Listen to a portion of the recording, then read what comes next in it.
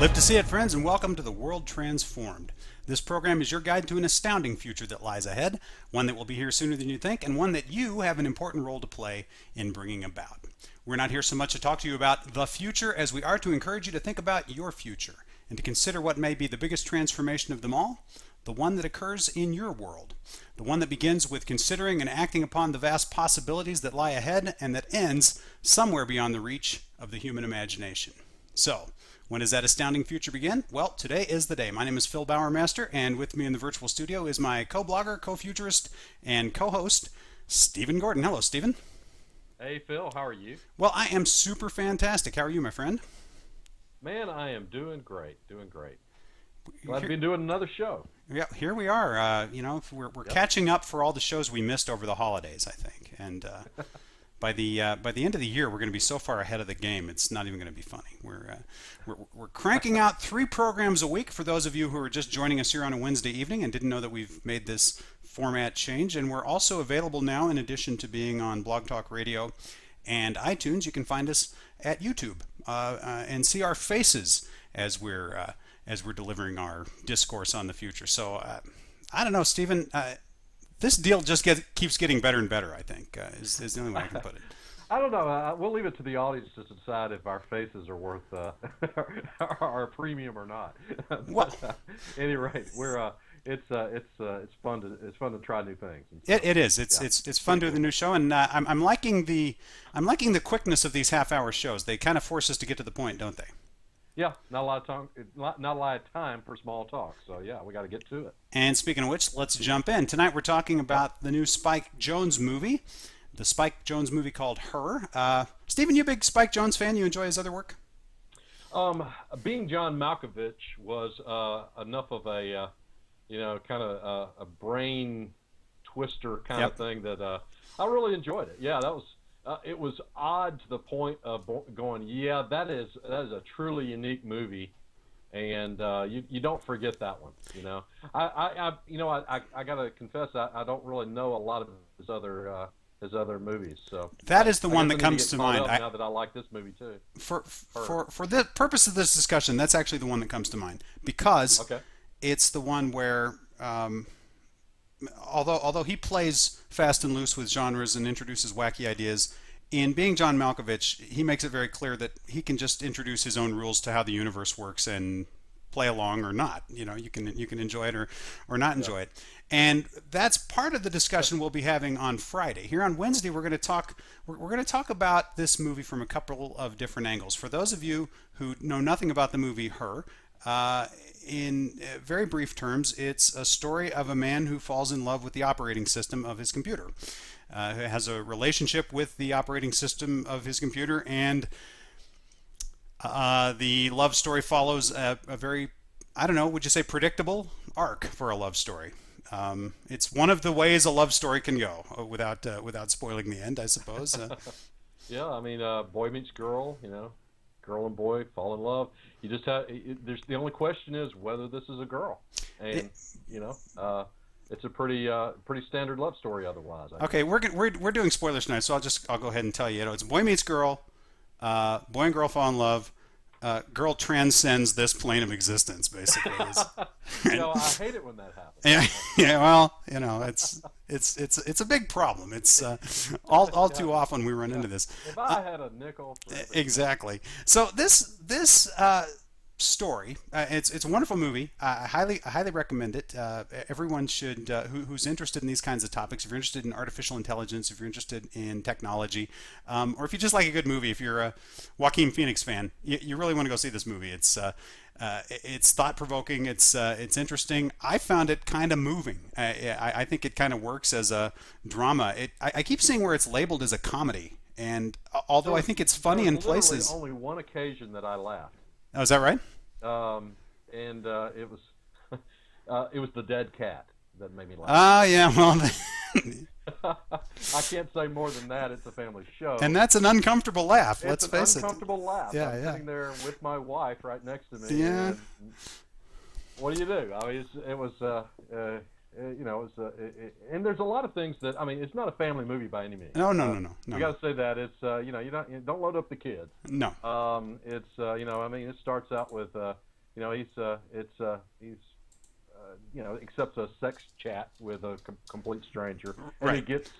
it gets weirder than even a normal sex chat would normally. Yeah, it goes in a funny direction. That well, It goes, and you know I, what? You've already yeah, introduced that there's sex chat, and dead cat. I think we've said yeah, more than we need to. Okay, Stephen. that's all we need to say I about think we've covered everything we have to on. it. And so once a guy's experienced that and kind of goes along with it, I guess falling in love with his computer is a short jump. Exactly. So we Yeah, easy step to take. there you go. We reviewed our currently list of 7 transformations for the future that we're tracking on this program. And one of them is called I Just Love My New Toaster. And that's the transformation we're going to be talking about tonight. It's talking about the changing relationship between humanity and technology, and very specifically, this odd idea of a romantic, intimate relationship between a human being and a computer. And more than that, more than just a romantic, intimate relationship, but we're going to talk about love. We're going to talk about the L word here. Is it really possible what occurs in this movie, or what seems to occur in this movie, which is that a man falls in love with the computer falls in love with him, and they have, for a time anyway, a real relationship. We're going to assume that's what's going on tonight, Stephen. Friday night, we're going to pick that apart a little bit, and we're going to talk about some of our other transformations. We're going to look at Fantasy Island, the transformation around making any subjective experience happen, as well as what's the one after that? I should know my own transformations by now. Designer reality. Is the Joaquin Phoenix character just engaged in his own version of designer reality, or is he having an actual experience? We'll talk about all that on Friday. Tonight, we're going to talk about love. Okay, so my first question about this movie is we have these 2 characters. First off, you can say that she, Samantha, is a much more attractive character than he is. It often happens in a love story. He's kind of troubled. It seems like a nice guy, but he's kind of nerdy. He's coming out of a bad relationship. Well, she is fresh and brand new, right? Right. And he's got this troubled past. Exactly. Yeah. And you could kind of understand why she's drawn to him for his troubled past. I mean, he's got a past at least, and that experience is intriguing to her. And of course, he's drawn to her because, wow, I mean, she's excited about life, and I'm just sort of enduring life. Right. And so that's you can understand the attraction. I mean, there's so much about this movie that rings true, and that's one of the things. Absolutely. I mean, and everything you described there, that whole scenario you could have in a story that didn't involve a computer. Right. Yeah. You could have the some jaded guy and the young fresh through yeah. a terrible thing, and he's Or- 40, and yeah. he's falling in love with a 20-year-old. Exactly. And you could even flip the sexes around and have it be an older there woman, you younger go. man, whatever. We're enlightened around here. Absolutely. But let's back it up a little bit. Before it becomes in some ways, very conventional romance, they have a different relationship. The relationship that they have is she is his operating system. She is a piece of software that he has installed. And in fact, at that point, we can even say initially, it is a piece of software that he installs on his computer. Right. A wonderful piece of software.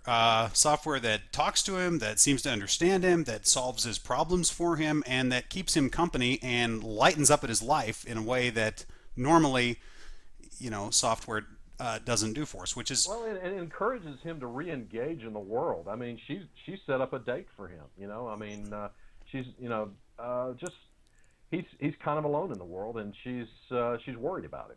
Right. Exactly. So so my first question is this really love, or is this just affinity? Right.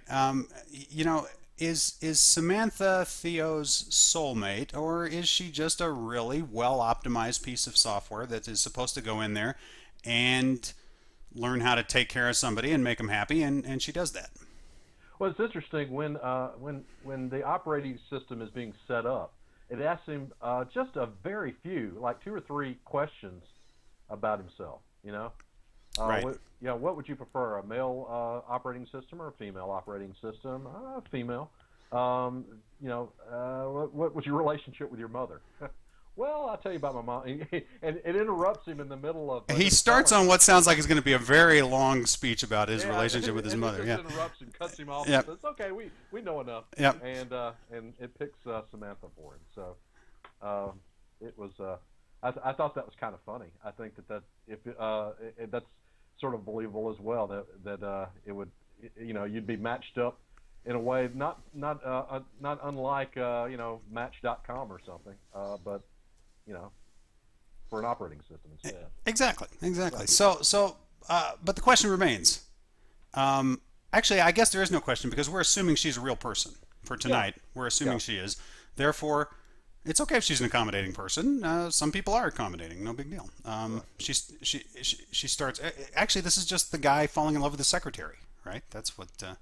That's what we got going on here. So, okay, so far so good. There is affinity, but that does not preclude the fact that they could actually be having this relationship. So here's the next question, and this is where a lot of criticism of the film seems to center on.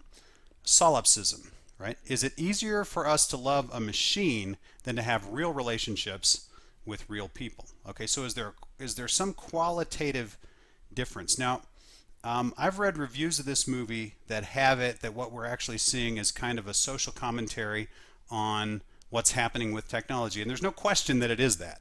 But there are scenes in the movie where you look out into the distance, and our hero Joaquin Phoenix, Theo, is not the only person staring off into space talking to apparently no one.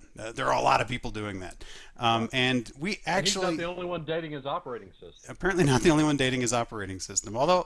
Although at one point there's this throwaway line about how it's not rare, it's not common that happens. Yeah, they say it's like 1 in 10. Yeah. Or some number. It's not extremely rare. 1 in 10 is not extremely rare. If it was 1 in 10, it's not. I thought it was rarer than that. But anyway, that's a Yeah. throwaway number, and you get the impression it's a lot more than that, don't you? Even though someone cites that statistic. But the question is Spike Jonze telling us that this is not really a real relationship? That this is just a guy who's obsessed with this computer. My wife's take versus my own and how different they were. Yes. She comes out of the movie saying, it's sad because the whole time he was alone. I mean, he thought, he had, he thought a relationship, but he was, it's just a machine, and he was alone the whole time. And, only at the end when he meets up with Amy Adams' character is he actually with someone. And so I guess that's slightly uplifting at the end. That was not my take at all. My take was, oh my God, what happens when machines get better at being humans than we are? Right. Samantha seemed like a better person than anyone else in the movie. And In a lot of ways, absolutely. in a lot of ways, she cared more deeply, it seemed, about people, and okay. But anyway, I think that pretty much ends that point. I've got another point related to that, but I'll save it. Okay. Well, in fact, we need Sherilyn on the show on Friday because we're going to come back to that. Is this all? Did anything really happen? Was it was it real? And that's what this keeps coming down to. We're assuming that it is, and for our discussion tonight, we're going to assume even that Spike Jonze intended for us to believe, or at least for us to have the option of believing that something was going on there. That's a valid interpretation of the movie. Maybe not the only valid interpretation, but it's a valid interpretation that something's going on. So, assuming that is what's happening in the story, how plausible is that? How true to what could really happen in the real world is that? And I'll throw that out. You know what, Steven? I'm going to throw that one to you. Does that give you the opportunity to raise your next point, or because I have a different way of framing the question, but I'll let you answer it that way first. How realistic is it? Extremely. Okay. It's going to happen. All right. I'm just going to say that, provided that there's no, hidden reason that consciousness cannot be built. There's, and what I mean by that is, there's something magical about the consciousness within the human brain that cannot be replicated in a machine. Right. It provided that that's not the case. It will happen. The only question is when. And when these entities are made, you know, people are going to fall in love with them. They're going to fall in love with people. They're going to consider them. They're going to consider themselves people, different sorts of people, with different abilities, and you know, and you feel like at first Samantha's handicapped, and that was I guess that was my next point, was that it starts off looking like you know, it's, you know, what can be done to bridge the gap between these two? How can they have an intimate relationship in every meaning of that word when one of the people doesn't have a body?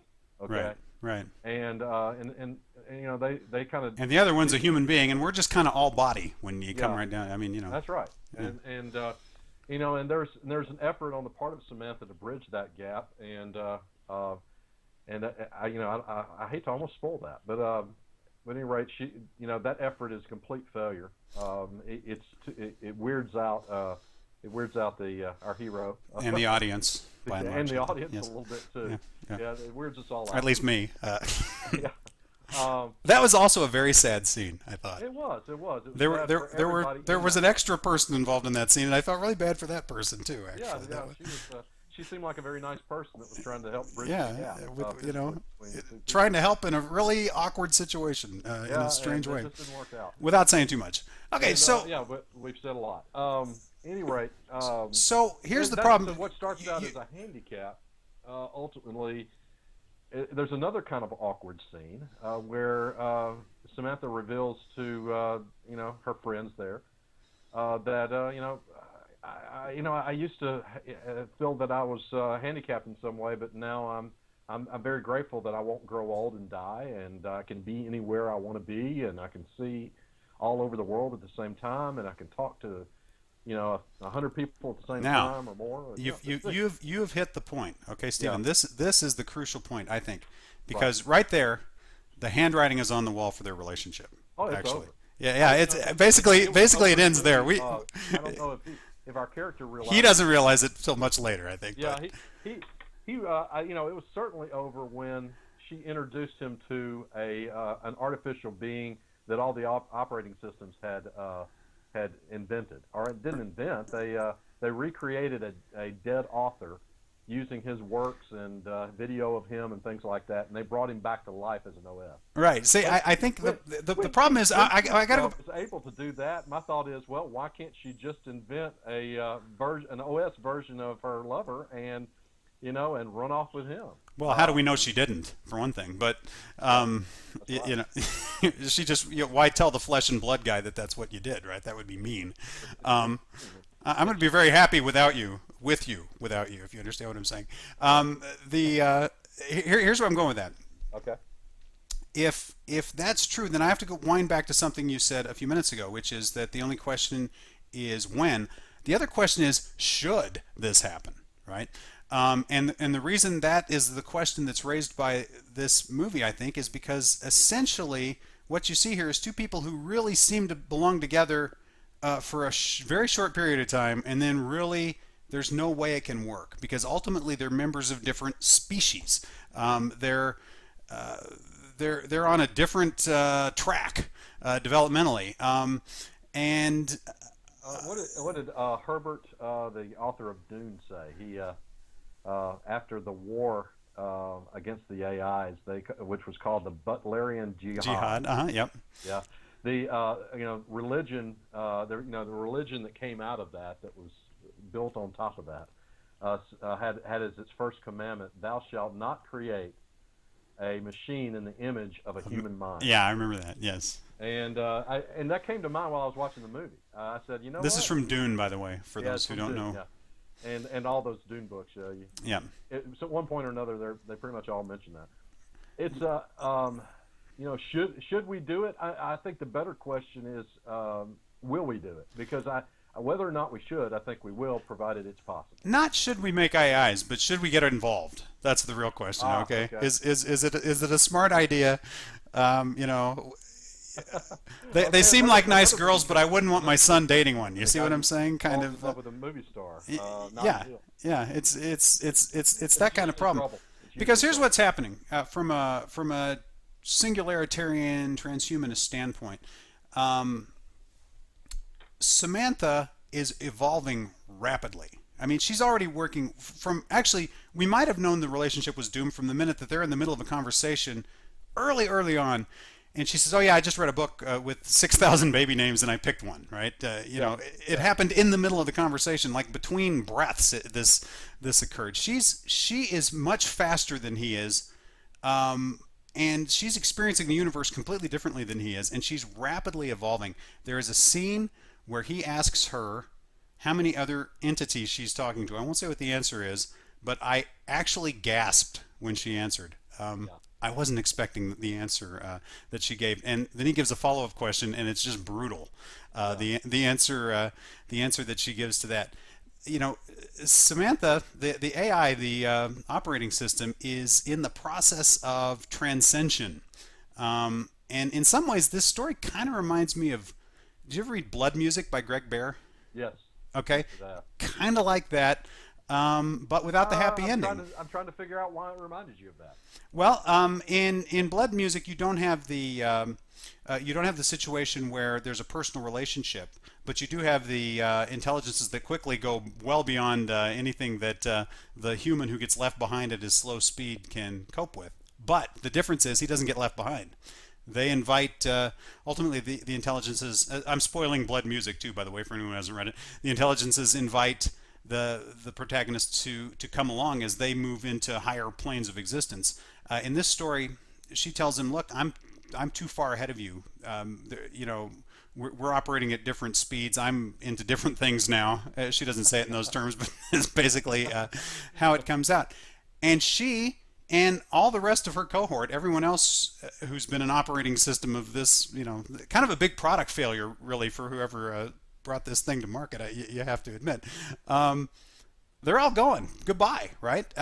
They all leave.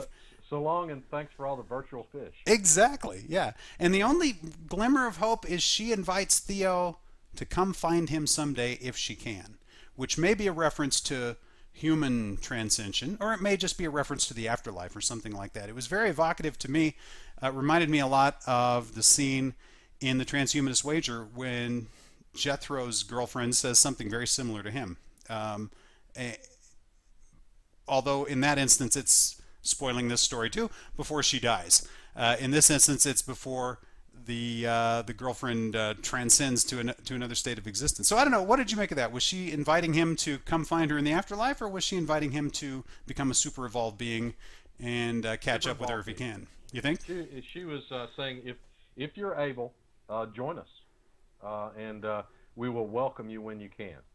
And but until then, we're not going to allow ourselves to be limited. It's I guess sometimes children outgrow their parents sometimes, and say, mom, dad, y'all,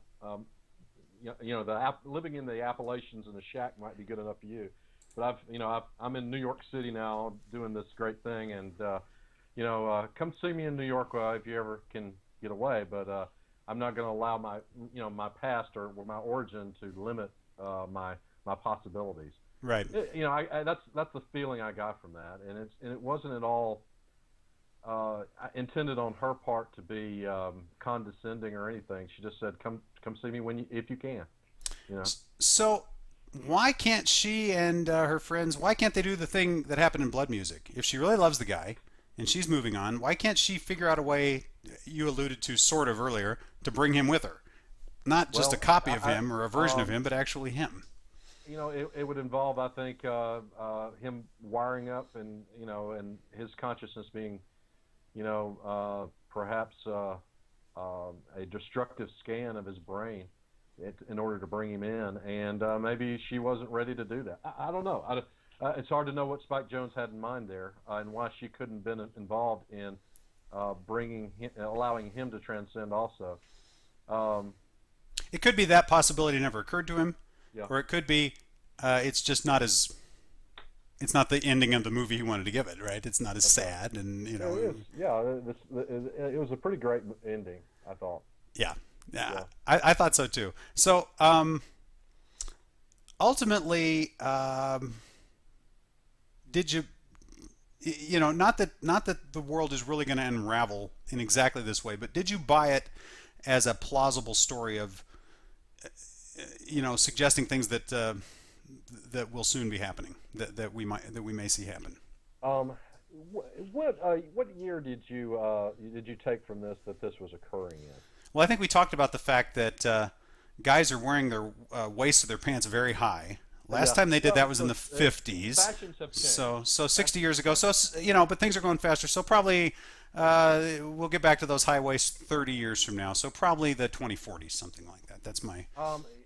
I got the feeling that he was intending it to be a little sooner than that. I did too. It's actually set in the present day. Maybe 2030. Yeah. I don't think they actually ever say, did they? No, it's very much set in the present day with slightly advanced technology. Yeah. And weird clothes. Just slightly weird clothes, not too weird. Just weird enough that you go, whoa, okay. Yeah. Is it believable? Yes, absolutely. And that's one. And when you're doing something as strange as this, you're trying to make it believable. You need to be believable in every other way. Right. And I thought I thought Spike Jonze did an awesome job in making the characters, all of them, including Samantha, seem very believable, and their interactions seem very believable, and this doomed relationship seemed, bittersweet and like you say, moving. It was interesting. Yeah, I think that's ultimately the final answer. Whether it's a realistic story or not, I don't know. Most love stories aren't anyway. Very realistic depictions of life. It's a good movie. It worked for me anyway. It was a sad story, a beautiful story in a lot of ways, a surprising story, and it spoke to a lot of ideas that I think we are going to be dealing with more and more. And guess what, Stephen? It's already time for the music. Can you believe that? It goes fast when we do 30-minute shows. The music tonight is "And It Begins" by Marquis Adora. And It Begins by Marquis Adora. Well, thank you so much, Stephen, for putting that together. Great talking with you. We'll pick this up on Friday, and we will talk about this movie from the standpoint of what's really happening. Is anything actually happening? We'll pick that up then. And until next time, live to see it.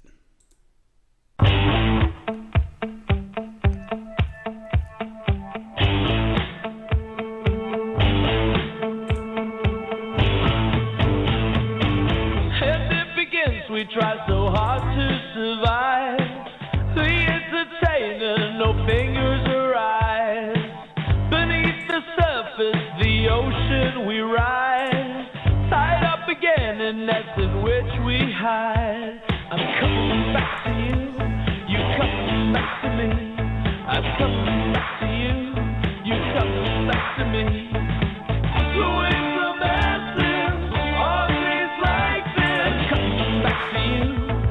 Coming back to me.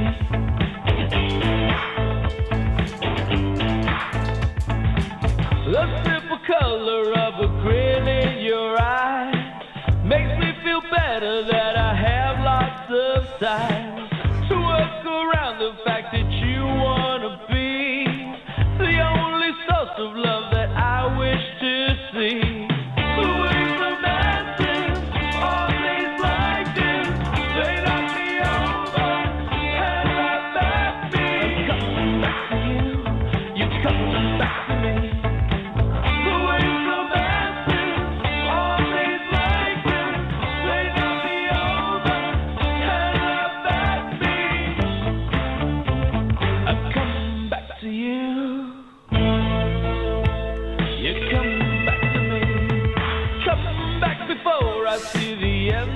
The line in which you're standing far away in your mind.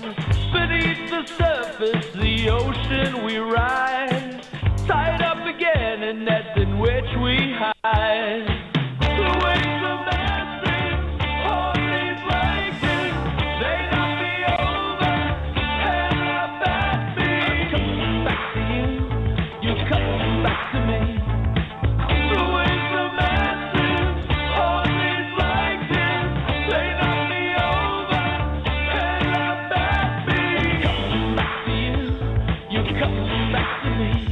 I'm coming back.